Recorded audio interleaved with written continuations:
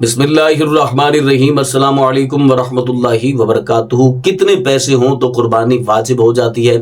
آج کا یہ سوال ایک بھائی کی طرف سے پوچھا گیا ہے۔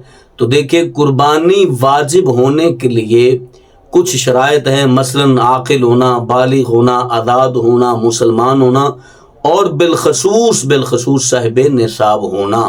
صاحب نصاب ہونے کے لیے جو مخصوص رقم جو مقرر کی گئی ہے، اس کی مقدار یہ ہے کہ یا 7.5 تولہ سونا یا اس کے برابر رقم ہو، یا 52.5 تولہ چاندی یا اس مقدار میں رقم موجود ہو تو وہ صاحب نصاب کہلوائے گا۔